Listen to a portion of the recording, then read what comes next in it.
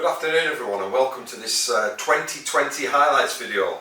And you know, I guess looking back on 2020 there's been sort of two sides to it really. Obviously the COVID restrictions have been massively impactful on a lot of people's travel and ability to do things. But photographically for me, it's actually been quite a good year. Certainly from a competitions point of view it's been very good. I managed to get 2 images commended in the Landscape Photographer of the Year. I came runner-up in the World Landscape Photography competition.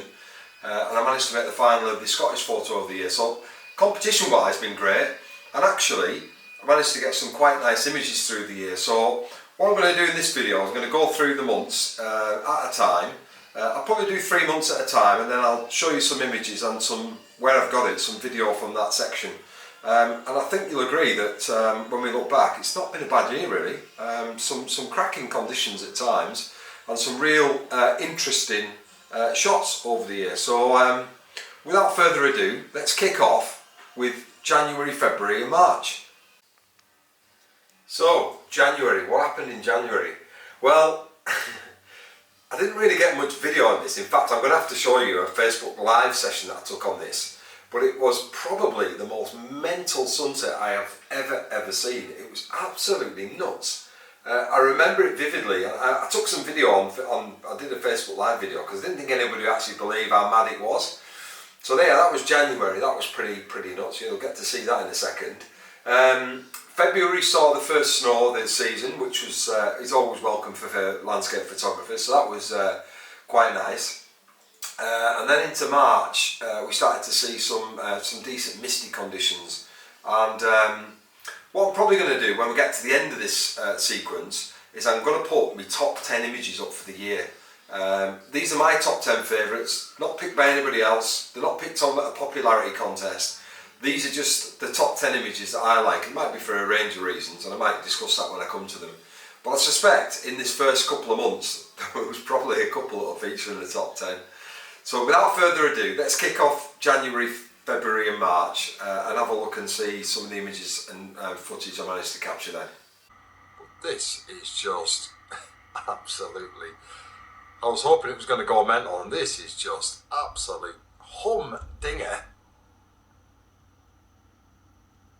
This is like nuclear times 5. Just look at that.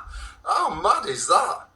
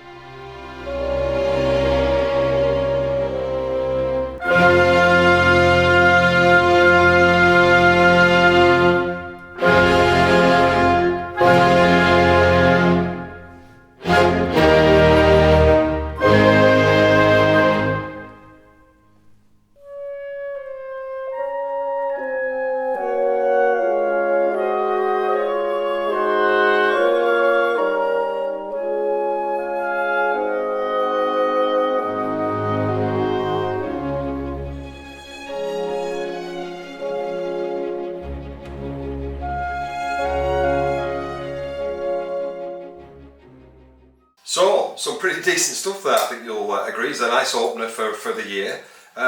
April, really the start of lockdown, and everyone started doing macro at home, and I seemed to spend an inordinate amount of time photographing a mouse in my garden for some strange reason. Everyone sort of went a bit mad. I did a bit of Milky Way stuff in the garden. Managed to get a bit of bluebells and things in May, but not a great deal. Certainly not as much as I ordinarily would because of travel restrictions. And then when we came into June, I had, oh God, what a fantastic week in June I had. There was one particular week in June where I got 3 inversions in 5 mornings when I went out. The conditions were just absolutely spondecking, and absolutely, it was unreal week, and probably one of the best. If I was to judge the best week of the year, it was probably this week. So let's have a look at some of that stuff and some of the footage. I hope you'll agree this is pretty spectacular stuff, this.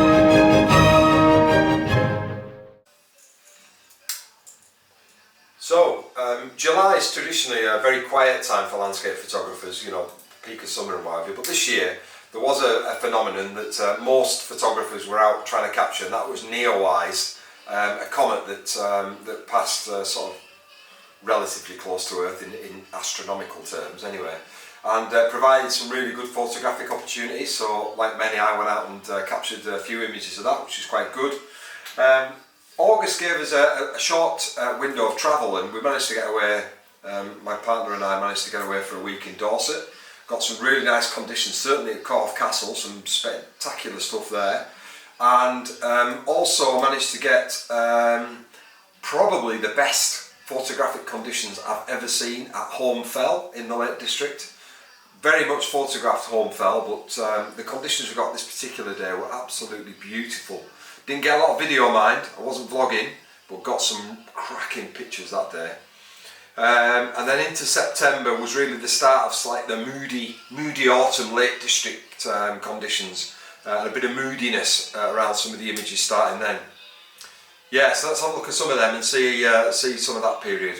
Really nice.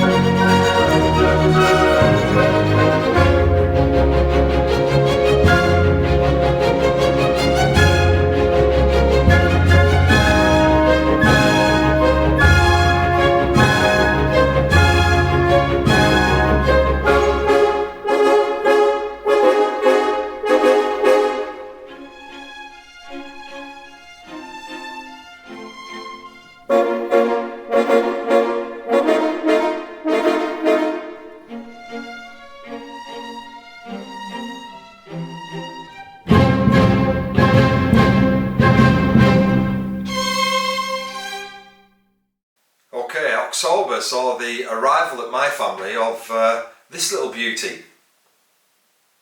Yeah, this guy, a little puppy that I took in October. And again, because she couldn't really go out, I was very restricted as to where else I could go and how far I could go out for. So most of the stuff in October time was local to me, woodland. It was autumn, so there was some quite nice woodland conditions.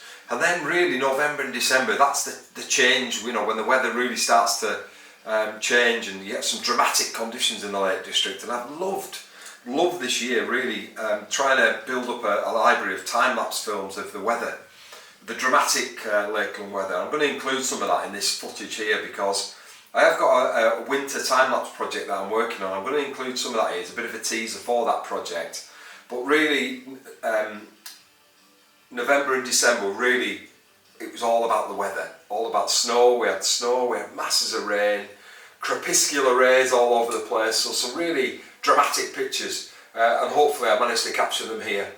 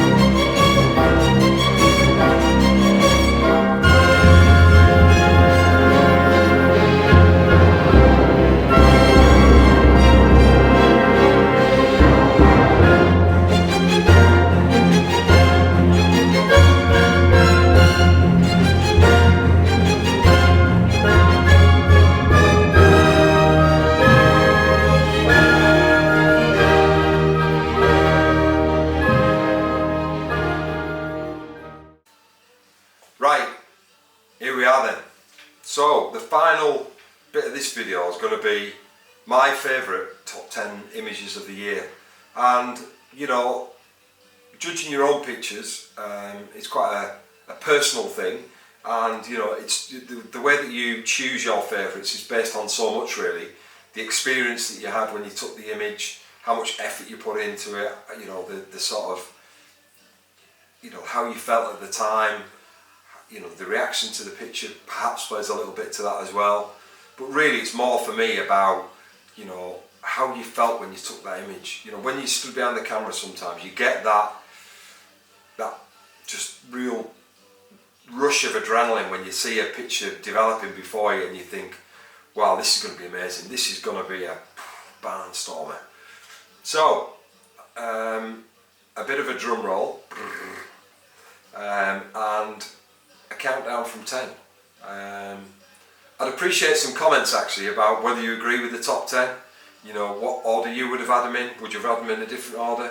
You might have seen another image of mine that you think actually was far better. The competition entries, none of them were taken in 2020, so none of them feature in this top 10. I think most of them appeared at some point, albeit there might have been a couple now that I'm just thinking, I'm not actually sure that I've posted them, so you might not have seen them. Just finally, before I go, I would like to thank everyone for the support over the year. I've had some fantastic comments, support and encouragement from you all.